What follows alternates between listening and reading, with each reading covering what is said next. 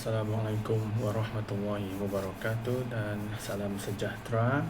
Sekali lagi saya ingin mengucapkan terima kasih kerana sudi menonton video saya pada kali ini.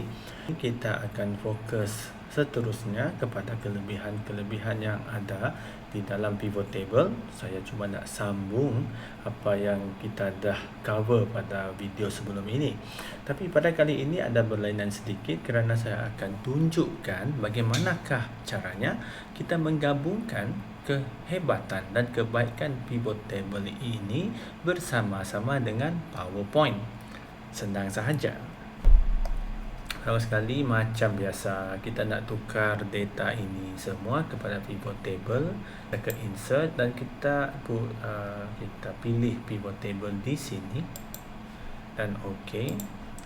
So kita pun dah masuk ke dalam pivot table. So seperti yang saya dah terangkan dalam video sebelum ini, iaitu kita ambil order quantity dekat sini, mestilah nombor ya untuk masuk ke dalam values, dan selepas itu mungkin saya nak ambil tahun dekat sini. Saya pun nak ambil juga produk kategori, mungkin saya nak ambil customer segment juga, mungkin juga saya nak tengok division macam tu. Dan seterusnya, seperti biasa saya akan tengok tahun dekat sini. So tahun dah ada semua, tapi mungkin untuk menyenangkan ya, kita boleh tukar nombor ni, kita letak apa yang kita panggil koma ya, sebab dosen nombor yang panjang macam ni, jika diletakkan koma akan lebih senang untuk dilihat dan difahami. So kita letakkan sahaja dulu, lepas itu kita hilangkan decimal point dia. Okey, sekarang adalah masa untuk kita tukar dan masukkan data ini ke dalam PowerPoint. So kita masuk, ambil insert dan klik recommended charts. Lepas tu pilih chart yang pertama. Okey, nak pilih chart yang lain pun boleh, tak ada masalah. Seterusnya, mari kita besarkan sikit. Okey, saya nak adjust dikit lah chart ni ya. Saya tak nak total ni dan saya tak nak juga nombor ni, sebab saya akan masukkan data label, senang untuk ditengok. Lepas itu, oleh kerana dah ada data label, saya boleh delete yang dekat tepi ni. Garisan ni pun saya delete. Total ni kalau nak biarkan boleh, tak nak pun boleh. Kita boleh adjust kemudian. Selepas itu saya akan buka PowerPoint saya, tapi sebelum kita buka, kita copy dahulu. Okey, boleh control right click dan copy, ataupun just tekan dan ambil control C, masuk ke dalam PowerPoint. Okey, kita ada satu slide dalam PowerPoint sekarang. Mungkin saya tak nak pakai yang ini, saya nak pakai layout line pula. Saya nak ambil title saja yang ini ya. Okey, so just copy and pastekan masuk ke dalam PowerPoint. Okey, sebelum kita pastekan masuk ke PowerPoint, bila kita right click ya di dalam PowerPoint itu, akan keluarlah beberapa pilihan ya. Cuba perhatikan apa yang dinyatakan di dalam pilihan paste dekat sini. Okey, bila kita right click, kita nak paste masuk ke dalam PowerPoint, dia kata use destination theme and embed workbook. Lepas tu dia kata keep source formatting and embed workbook. Okey, lepas tu ada pula use destination theme and link data. Okey, apa yang kita nak ambil dekat sini adalah yang dipanggil link data ni. Saya akan tunjukkan kenapa ya. So kita akan pilih yang use destination theme and link data ni. Okey, nak ambil yang pertama ni pun boleh, nak ambil yang kedua ni pun boleh, tak ada masalah. Kita ambil yang pertama dahulu sebagai contoh. Okey, so kita dah pastekan masuk ke dalam PowerPoint. Okey, tajuk tu nak tulis tajuk dekat sini pun boleh, nak tulis tajuk dekat sini pun boleh. Tapi oleh kerana kita dah ada tempat untuk tulis tajuk dekat atas tu, eloklah saya rasa kita just delete tajuk yang di dalam ni dan masukkan tajuk di sini ya. Seperti ini. Okey, nak tunjuk kelebihan pivot table sekarang. Bila kita mempunyai data di sebelah ini, okey, dan kita nak tukar ya data ini, contoh saya nak masukkan produk kategori sebab saya nak tengok jumlah jualan dari segi kuantiti untuk setiap produk kategori. Jadi saya ambil dan saya masukkan ke tepi sini dan terus keluar dekat sini. Right. Sekarang apa yang saya dapat tengok adalah graf dia telah pun berubah. Bila kita masuk ke dalam PowerPoint tadi, kita pun dapat tengok yang graf di dalam PowerPoint turut berubah. Nampak ya? Okey, saya nak kecilkan PowerPoint ni sekejap supaya kita boleh tengok dia secara live ya. Dan saya kena kecilkan jugalah yang kita panggil Excel ni ya. Pivot table ni pun kena kecilkan juga sebab nak tengok dia secara live. Okey, jadi saya nak buka ni sekejap. Lepas itu ini pun nak besarkan sikit supaya senang nak tengok. Okey, contoh macam ni ya. Okey, harap boleh tengok. Right. Sekarang saya akan tukar pula data dekat sini. Saya nak masukkan division pula contohnya, ataupun senang saya nak ambil ia ni masuk ke dalam total ya. Perhatikan data yang ada di dalam PowerPoint tadi. Nampak ya? Dia berubah bersama-sama dengan data yang terdapat di dalam pivot table tadi. Nampak? So, setiap kali kita merubah ya apa-apa data di dalam pivot table ini, okey, di dalam PowerPoint tadi pun akan automatically berubah juga. Inilah kehebatan dia tadi ya. Jadi saya nak letak customer segment pula dekat sini. Contoh saja. Okey. Saya nak letak furniture, lepas tu customer segment. Mungkin tahun ni saya nak letak ke belakang dulu. Dan nampak ya, setiap kali apa yang saya buat dekat pivot table ini akan merubah PowerPoint ini tadi. Kelebihan dia adalah macam ini. Biasanya kita budaya kita membuat presentation di Malaysia ya.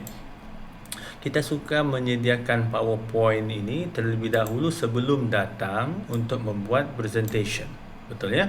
So kita akan prepare mungkin seminggu awal. Kalau memerlukan data yang banyak, kita prepare selama seminggu ataupun 2 minggu lebih awal. Oleh itu banyaklah yang kita tengok apa kita panggil sebagai slide dekat sini ya. Banyaklah slide-slide beratus-ratus, mungkin berpuluh slide ya. Masalah dia adalah bila kita berurusan dengan sebuah syarikat, terutamanya syarikat swasta ya, ataupun syarikat swasta yang besar ataupun yang antarabangsa, international, mereka ini sebenarnya mementingkan sesuatu yang dipanggil sebagai kompetensi ya. Maksudnya di sini mereka nak sesuatu yang direct, mereka nak sesuatu yang straight to the point ya. Mereka bukan nak dengar bunga-bunga, nak bagi tahu okey inilah yang kita bla bla, okey inilah kita telah capai apa semua disebabkan oleh ini tak. Mereka nak tengok nombor, mereka nak straight to the point. Mereka tak nak ni semua perkataan-perkataan yang just menunjukkan keadaan tanpa disertakan dengan bukti. Mereka tak nak tengok benda-benda ni semua. Apa yang mereka nak, tunjukkan nombor kepada mereka.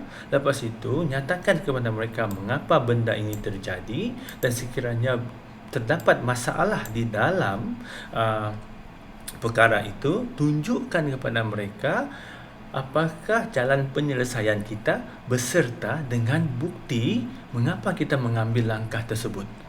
Inilah yang syarikat-syarikat ini nakkan daripada presentation kita. Dia tak sama dengan presentation dekat universiti dulu ya, yang mana kita just baca apa yang ada. Kita ambil take turn pula. Okey, yang orang ini pertama, lepas tu orang ini kedua, okey yang ini pula ketiga. Setiap orang ada bahagian.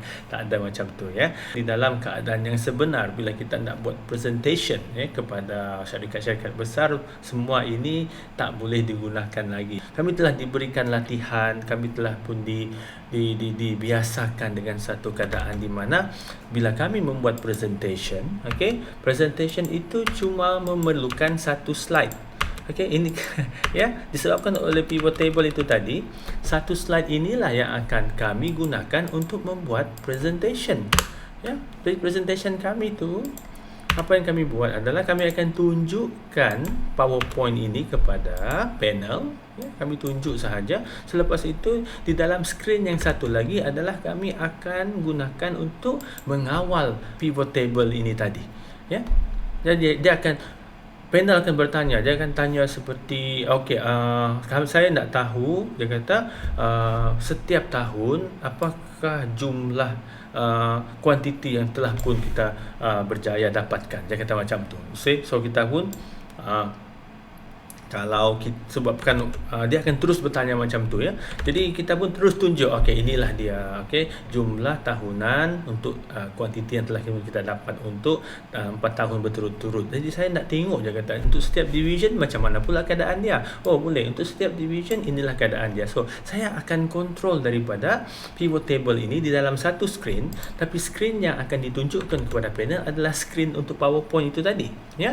Jadi mereka tak akan tengok apa yang saya buat di dalam pivot table tadi, okey, tapi dia akan tengok di sini ya. Jadi dia kata, oh, inilah dia beri keputusan. Lepas itu kita kata, okey, untuk melihat dan untuk lebih memudahkan, okey, untuk mereka faham, jadi kita pun boleh sort. Bila kita sort macam ni, of course lah dekat sini pun bertukar juga ya, daripada yang tertinggi kepada terendah. Lepas dia kata, okey, saya nak tengok pula, dia kata, untuk kucing saja, cuba tunjukkan saya data untuk kucing untuk selama 4 tahun ini. Dia kata macam tu. Oh, boleh, tak ada masalah. Jadi kita ambil sini, ambil kucing, kita okey, dan nampaklah prestasi untuk kucing sahaja. Lepas tu dia kata pula, okey, saya nak kamu tunjukkan saya perbandingan di antara kucing dan juga samarahan. Oh, tak ada masalah. Terus kita ambil samarahan dan kita okey. Nampak ya? Dekat sini pun berubah kucing samarahan untuk setiap tahun. Nampak ya? Beginilah cara dia presentation yang terbaik.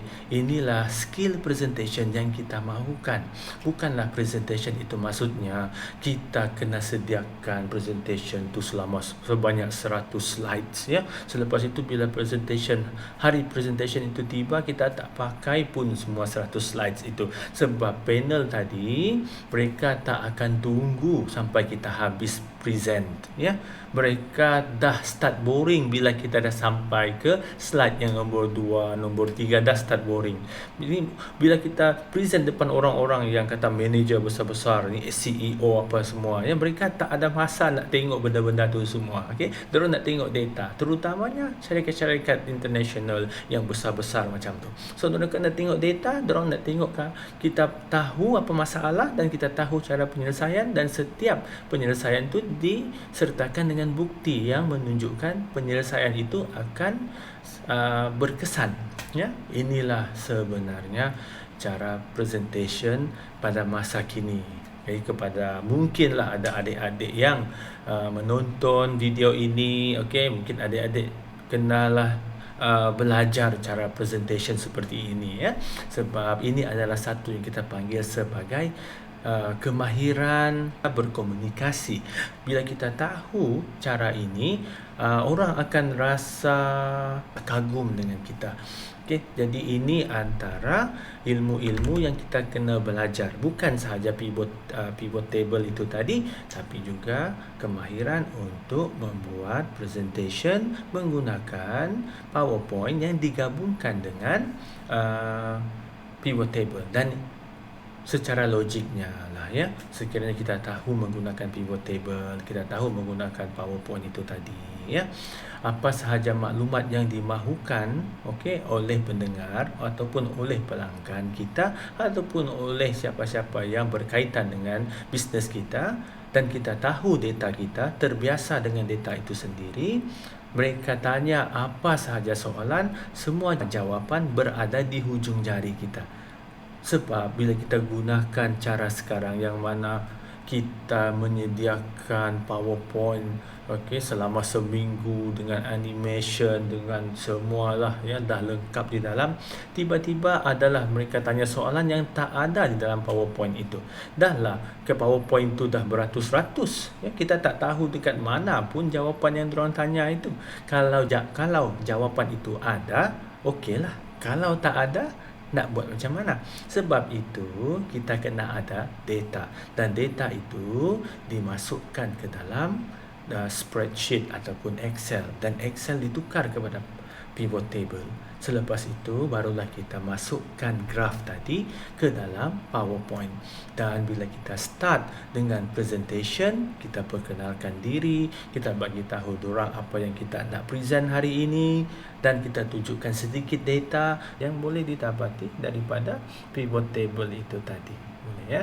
Jadi sampai sini sahaja dahulu untuk video kita kali ini. Silalah komen, sila subscribe, sila like kerana saya akan membuat video seterusnya berdasarkan komen-komen yang para penonton sekalian berikan. Ya, okay. Itu sahaja daripada saya. Sekian, terima kasih. Wabillahi taufiq wal hidayah. Assalamualaikum warahmatullahi wabarakatuh.